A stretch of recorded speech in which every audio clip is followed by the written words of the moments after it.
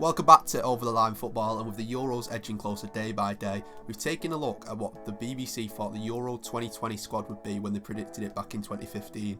Gareth Southgate's men are set to travel all over Europe, or maybe not, for the Euros this year. We're going to look at what happened since then, the shouts that they gave, and maybe some of them might be true. So what we're going to do, Jamie, is we're going to go down the 11. The BBC predicted it in 2015, obviously for Euro 2020, but it's Euro 2021 now. So only a few things maybe have made a difference, but we can talk about them anyway.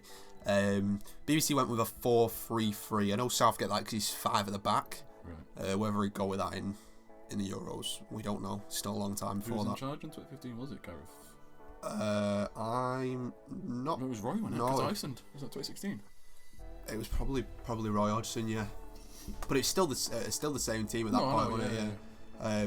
But this was their prediction for 2020, obviously, because of COVID and stuff. It's now 2021, but it's still the same. We thought we'd have a look. There was quite a funny one, wasn't they, for the World Cup last time, when they had who was it in it? They had some absolutely horrendous picks, but they had some horrendous picks in there, and basically I don't think any of them. But I think the BBC have done quite a good job. Not brilliant with some of the shouts, I think. But anyway, we're going to go down the 1 to 11, starting with the goalkeeper. The goalkeeper maybe one of the worst shouts on the list, considering kind of what it's like today, but I don't think at the time it was, and it's Joe Hart. Now, obviously, Spurs' backup keeper at that time was Manchester City's number 1, off the back of a title-winning season where he'd won the Golden Glove. To be fair, looking at Joe Hart's career in its entirety, a pretty successful career, 4 Golden Gloves. As I said, he's won the Golden Glove in the year this was picked. Was first choice for England and City for a long time. Was a fantastic keeper. I think everyone forgets how good he was in his peak. Obviously, Joe Hart's career took a spiral, and at the time when goalkeepers are normally supposed to be at their peak, Joe Hart was kind of at his peak when he was younger compared to when he was at the time. I mean, could you foresee the kind of fall off he's had? No, but it literally all started as soon as Pep came in. So as soon as Pep came in, he went straight to the No, I wouldn't say as soon as he came in. Not as soon as Pep came in, but I'd say Euro 2016, he had a very bad tournament. Very bad tournament. And I know there was a bit of murmurs about his spot before that, but there was never any kind of discussion of him being dropped, and definitely wasn't going to be dropped for that tournament. And then he had a shocker of a tournament. And then, as you said, Pep Guardiola came in and said he wasn't good enough for how he wanted to play football. So. So the only really goalkeepers that are around in 2016 for England team were about your Fraser Forsters and your Jack Butlands, and you look at them and they're not really in the top notch either, are they? So no. Squads in 2016. So out of the 3 there, the backup was Jack Butland in that. Yeah, so out of the ones there, Joe Hart probably been the best option, because Pickford's only come around when he played for Sunderland recently. The only thing I'd think about the drop off was that, would you expect Joe Hart still to be number 1 keeper at the age he is? Like you said, we think you forget goalkeepers can still do it at the peak, but for some reason Joe Hart's is when he was younger, like you said before. So yeah. So you see, generally, Buffon's still kicking around today at 41 or something like that, and got the average age of goalkeepers in the Premier League are now a lot lower than they used to be. So a lot of goalkeepers now used to be 35 and 36. Like your Peter Cech still playing, and your Van der Sar's all dead old dinosaurs. Compared to the young goalkeepers, you've got the Aaron Ramsdales, you got those other young goalkeepers as well. Pope. Yeah. Well, he's not as young, but I'm saying all young. But I know what you mean, yeah. So basically what I'm trying to say, the average age of the goalkeepers has gone down now. So for a goalkeeper to really be in his prime in the Premier League, it's at this age now, what Joe Hart is, it's going to be quite hard. I mean, he's got back in the Premier League squad anyway now. He's got into Spurs. Yeah, I know, but he's nowhere near that where he was in terms of kind of settled City number 1. And to be fair to Pep Guardiola, he made the right decision, because he brought Henderson in, and since then City have won 2 Premier League titles. So, and Henderson has won the Golden Glove as well. So don't forget about Bravo. And Bravo, obviously, maybe that wasn't the correct decision, but no, I don't think it's an abysmal shout. It's probably one of the worst on this list, to be honest.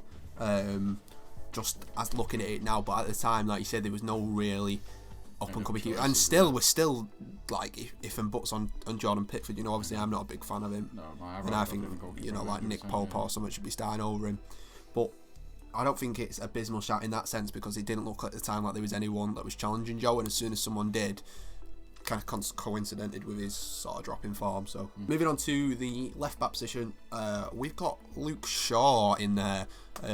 enjoying a great season with Man United at the moment. Very surprising considering I thought United's signing of Alex Telles kind of not spelled the end for Luke Shaw, but not as have a consistent run in the side as he has done.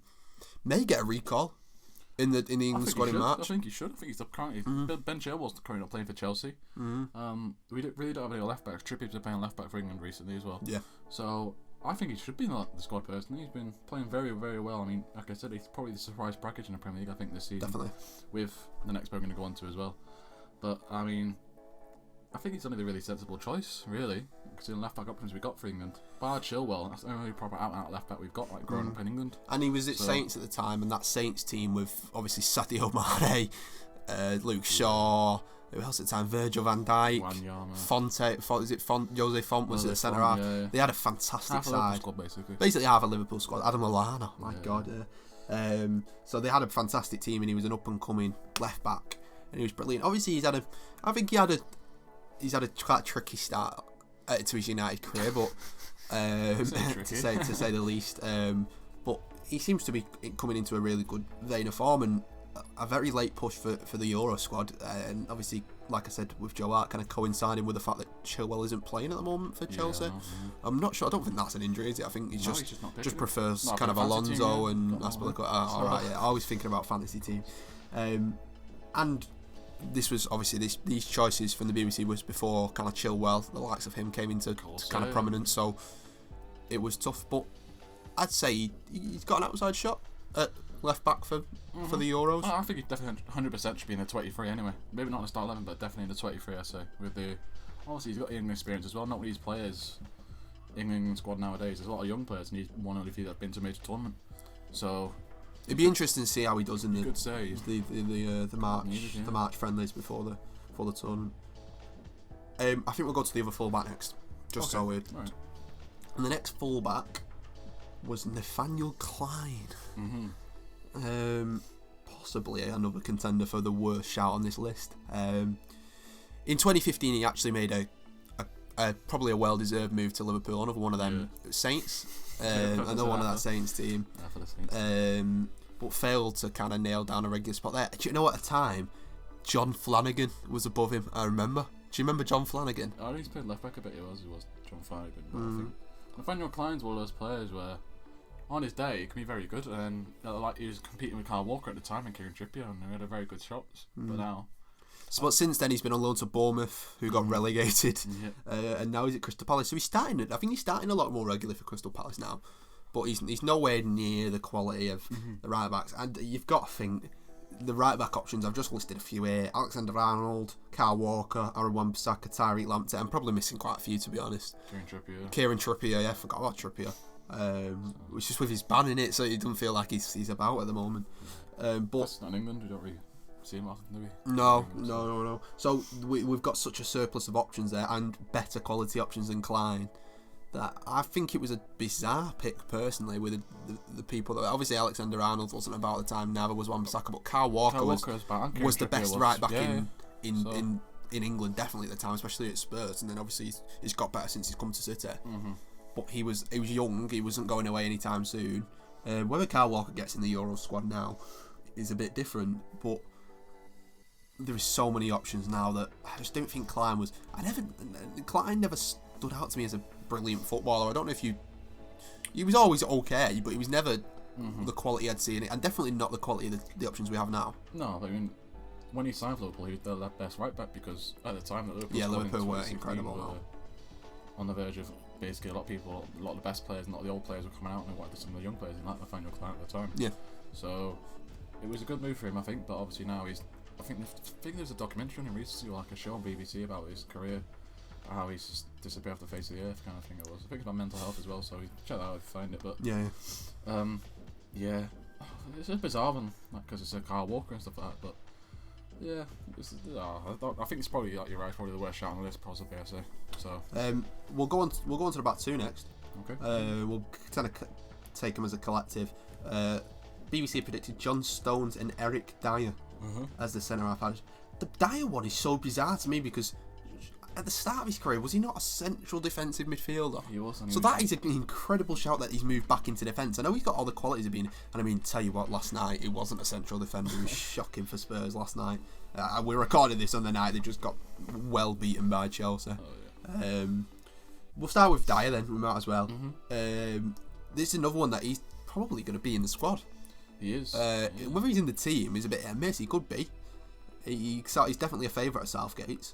And no matter our opinions on him, he kind of does seem to be a favourite. But I thought initially his best position was CDM, so centre back is a pretty good shout considering he's moved back into there. What is your opinion on Eric Dier? Because at this time, did he sign for Spurs? Yes, he was playing for Spurs. Yeah. Oh, okay, I'm just checking. I think he's quite popular as well because he can play in two positions. Yeah, versatility. Versatility basically. I mean, you got trusted to score the winner penalty against Colombia, which I still don't remember to this day. You got trusted with that. He scored a fair play, but I don't know. That was heart race and stuff. It was one of them where I remember him stepping up. Eric Dier. What? Vardy, were the options that were there? Yeah, Vardy. Yeah. But I'm not a massive fan of Eric Dier myself. He's not the quality I think we've got in that squad. He's not the best quality we've got in that area. We've got much better quality elsewhere, and if we want to play some decent footy and not just be hoofing it up and asking Kane and Sterling and Rashford and Sancho the likes to just beat every player, we're going to need a decent centre-back pairing. Coming on to another one who has definitely made a shout. He will be called up, I imagine, to the March friendlies. Be, yeah. Didn't look like it 6 months ago, though. I'll say that. Didn't look like it 6 months ago. John Stones, interesting one. As you said, 6 months ago, definitely was never going to be there. But now, listen to this form with City. 12 games with him and Ruben Dias partnered together. 11 wins, 1 draw, and 11 clean sheets. The one goal he did concede was a 93rd minute consolation away at Chelsea. And that was with Edison out with COVID, so that would have been Zach Steffen in goal. So Edison and Diaz and Stones as a partnership, as of the time we're recording, that's before Anfield on Sunday, I've conceded 0 goals as of 3. But it's not just that, because obviously a lot of plaudits have gone to Ruben Diaz. But John Stones has come on so much, and he's looking like the defender we all knew he can be. I mean, it was quite a shock to me that he got in over Laporte for a couple of games. So I thought Laporte wasn't playing bad at all. He's getting a partnership there with Ruben Diaz, and quite right. I think Laporte is one of the best centre halves in the league. And but John Stones will come in for a couple of games and make that impact. You've got to do really well to keep Laporte out the team, definitely. Like I said, that if this was going to be last year, Euro 2020, that would have been an absolute poor shout. But now, no, there's no way he'd even be in the squad because it's now Euro 2021. Not been in the squad for at least a year now, has it? Because now Euro 2021, it's not a bad shout at all. So he was in the World Cup squad, wasn't he? And he played then, and then a couple of times on Nations League, I believe, with Harry Maguire. But it's just amazing how much he's managed to rekindle this form and suddenly appears one of the top centre halves in the league. If he continues his form, it'll be him and Maguire, I think, because I don't think Gomez will be quite up to speed at that point. I don't think Gomez might be fit enough because he's still out. I think they got the same injury, haven't they? Him and Van Dijk. Him and Van Dijk, yeah, they're not going to be back till the end of the season, till not even the end of the season. So it'll be 9 months, he said, didn't they? So I think Gomez got injured. And he's not going to be completely up to speed, is he? Before the tournament. So I think John Stones is probably one of the favourites for a starting position. He was at Everton at the time of this because it was in 2015, and he was brilliant at Everton, but he liked to play out from the back. I know the Everton fans at Goodison didn't enjoy that for the heart rate, but since he's come to City with a mixture of kind of form, confidence, and obviously injuries, definitely he's not been able to perform as well as he has been recently. So I'm hoping for him, because he seems like a lad who wants to succeed massively, that he can push his way. He's definitely going to be in these friendlies, surely. Let's hope he's full of confidence by the time it comes to the summer and he can strike up a partnership with probably Maguire, and maybe he didn't concede as much like he's done with City. But that is the defence done. Moving into the midfield three, I just want to skip past one really, because one is definitely in there, Jordan Henderson. Who'd have thought what he would have achieved back in 2015? You know, he's a lad who was a decent player but not brilliant, but he seems pretty central to everything Liverpool's doing. I know they definitely miss him when he's out of the side, He's not your flair player like a De Bruyne or a Bruno Fernandes or someone Sadio Mane, Salah in Liverpool's case. But he's so integral to the way that side plays football, and he's a leader. He's won a Premier League. He's won a Champions League as captain. It feels weird to say that. And he'll be dead cert to start for Southgate's side, surely, if he's fit. But he's vital. Probably I'd say probably one of the most nailed on, bar maybe one in this list to start. Yeah, I mean, I think at this point Gerrard was still playing in 2015, wasn't he? So yeah, Henderson is always going to be under the shadow of Steven Gerrard, but he's achieved more than him already. Yeah, he's won more Premier Leagues, and he's won a Champions League. So yes, indeed. So it's just he's not incredible quality, is it? But he does the job. I mean, there's other players now coming through like the Declan Rices and Calvin Phillips. I'd rather play, but Henderson will 100% be the squad. He brings the quality to make sure everything's shut up shop and not like the Declan Rices and make those runs which you don't have to. I just think he can sit there and allow for the more creative flair plays in front of him to create the chances and stuff. He doesn't need to, and he's got a good passing vision. I think his passing vision is a bit underrated. But I've definitely changed my opinion on Jordan Henderson in this last couple of years, because I didn't think he'd be anywhere near that England squad. But I don't think he's never going to be a flashy player. He's never going to create that moment of magic. He's never going to score you at 60-yard screamer. But what he does, I think, is really, really important to the side. And I think he's going to be a really important part of Gareth Southgate's Euro squad. I think we'll go to Ross Barkley next. Ross Barkley was sitting in the cam. They had like a 4-3-3. They had two like holding and one forward. We'll go to Ross Barkley next. Revived his career a bit at Villa after kind of a struggling last couple of years with injuries, etc. Again, a player that's got a lot of talent, but hasn't been performing anywhere near that for a long time now. No, I mean, I think was it Everton at this point here on this video. Yeah, he was at Everton at this point. He's had to move to Chelsea in the process, and it looked like a good move, a great move for him. He's one of those up-and-coming players at the time who thought would really make the difference for Chelsea, but he's hardly really played for Chelsea, and there's been other players in the squad there where he's sat in those positions. So he's like Fabregas, for example, had the experience and got those positions and made the difference. So at Villa, he got very well. I mean, I remember specifically that crazy Liverpool game where I think he scored a couple himself with Jack Grealish. So at the time, like we were saying, then at the time, we can't really predict all these youngsters coming through, can we? Like examples of the Madisons and the Fodens, you can't really predict it in 2015. It's them three in it. I think Grealish, Madison, Phil Foden are the three main for that creative spot. The two creative spots, or whether he plays with a five at the back, we don't know. But they're the three that are performing the best in the league right now, and Southgate has always said he's going to pick it based off your form with your club if you play much, and that's why Foden was never picked until he started playing more regularly for City. Ross Barkley's never going to be in that England squad. He's not. He's going to be nowhere near it. I tell you what, he's nearer than the other shout though.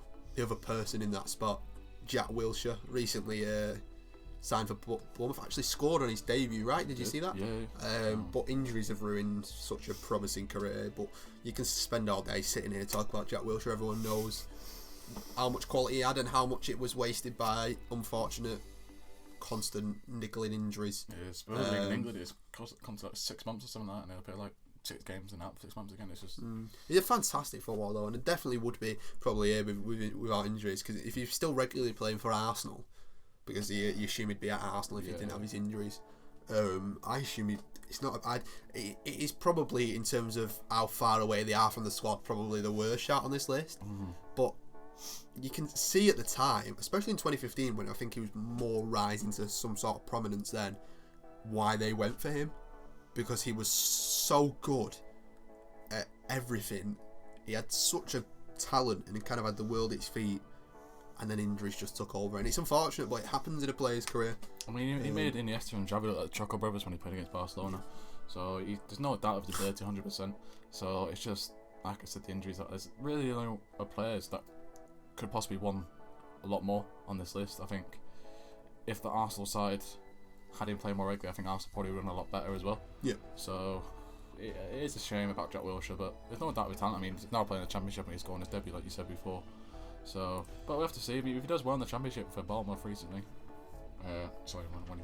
recently, so he could possibly get himself a move back to the Premier League, for example, or Bournemouth could get the Premier League themselves again. He could be playing Premier League football again, but I don't think he has anywhere near the squad ever again, unfortunately. I agree with you. The fact that I don't think he will either, but it's just a shame. I think that he 100% 2015. He's probably out of all this list here. I reckon he probably win the certains. Wilshere in 2015, but yeah, I agree completely. Yeah. Moving on to the front three. Two of these picks are quite straightforward, I think. We'll go through them very quickly. First of all, right wing Raheem Sterling. Yep. Very similar to Henderson. Two of maybe three players on this list, which will most likely be Gareth Southgate's starting 11. Since then, 2015, he's moved to Manchester City, become a two-time Premier League winner, won the FA Cup, Carabao Cup, whatever. And he's become a regular story, not just for City, but more importantly in terms of this list for England. He had on that massive goal drought, didn't he, for a while, and then he went and scored that brace against Spain to break that duck away when we had that fantastic win away against Spain. Yeah, we were 3-0 up at our time, right? And since then he's been a regular source of goals for England, and he's a more experienced player than the kind of youth we've got on them sides now, like Jadon Sancho. I mean, Callum Hudson and Dier could be a kind of a late push with the way he's playing for Chelsea. So he's a more experienced head. He's definitely got bags and bags of quality. It'd be nice for him to get a big tournament goal, because he struggled in the World Cup to get a goal. There was a lot of talk about, he was important to the side, but he didn't get the goals that were needed. He was up front with Kane in the World Cup. So it'd be interesting to see what's that, because obviously we'll make more videos on the Euros, because we're well excited for the Euros, aren't we? Hopefully it's still going ahead. Hopefully it's still going to go ahead, but we'll make a lot more videos surrounding kind of how Southgate might set up later in the year. But it'd be interesting to see Sterling's role in that, but you imagine he will have a big role to play. As will England captain Harry Kane, probably the best pick here. PFA Young Player of the Year on multiple occasions, been the league's top scorer in 2015. He was in 2015-16, but has been in seasons gone by. Probably England's most reliable goal scorer since Wayne Rooney. Yeah, I believe so. I mean, he was scoring when Rooney was in the squad anyway, wasn't he? So difference between him and Rooney, obviously Rooney a lot better quality and a lot more highly regarded at this time, but he won the Golden Boot in the World Cup.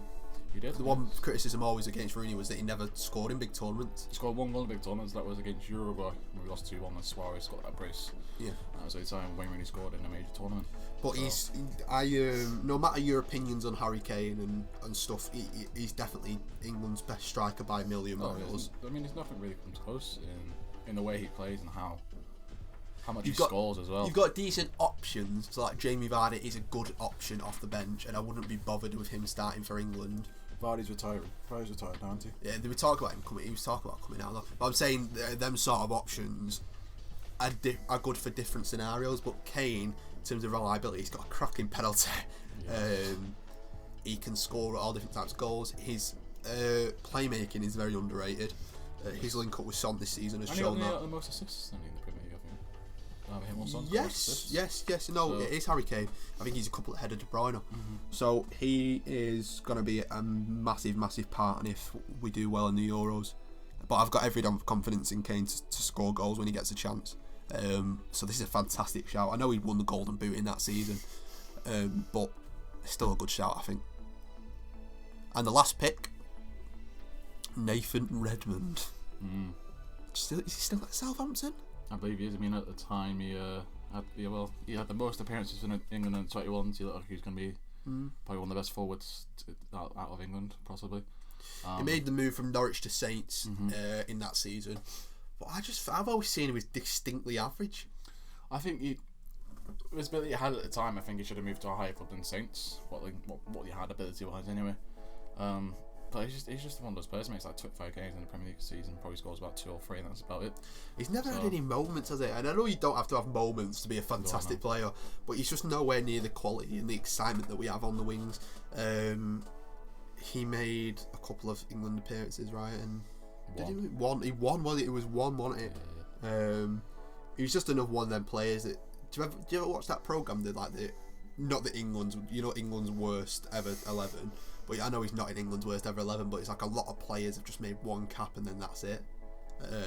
He's another one of that long list of players. Whether there was options about instead of Nathan Redmond at that point is left for debate, but I just think that Nathan Redmond would never be anywhere near the England squad. I don't know if you agree. I agree, yeah, but like I said at the time, he is still, he's made the most appearances, everything, in the 21s. He plays consistently in the Premier League. He had the ability there for how much he's playing for the England youngsters, and everyone knew he had something because he's playing constantly for them, and he's playing constantly in the Premier League with Norwich as well. Yeah. So he was a constant out and out. But like I said, I reckon if he got a higher move than, no offense to Southampton, but in 2016, I reckon if he got a higher move than Southampton, then he had a better chance. Yeah, personally, I reckon so. So, yeah, but that's it. Yeah, I think he's probably one of the worst shouts. Yeah, probably. But I think in general, the BBC have done okay. I mean, Kane, Sterling, Stones, Henderson, Dier, Shaw are all going to be probably part of the squad. Yep. I'd say maybe Stones, Henderson, Sterling, Kane are going to be in the starting 11. So 4 in the starting 11 is quite good considering some of the awful shouts there has been in the past. But I just thought that'd be kind of an interesting nostalgia trip ahead of the Euros. It's definitely going to be more Euros content, and there will be, hopefully at the time, Euros watch-alongs, COVID permitting. So we'll be excited for that, and it'll be a lot more tense than we are now, for sure. Make sure you go and check out previous videos. We had a couple of videos recorded this week, but we've had a few problems with them, but they will be out soon. Go and check out videos last week because they're still relevant. We had a podcast last week as well. So make sure you go and check out the social channels to keep up to date with what we're doing. Follow our personals if you can be bothered, to be honest. Follow our TikTok, Twitter, all that stuff. Make sure you subscribed, and we will see you on the next video.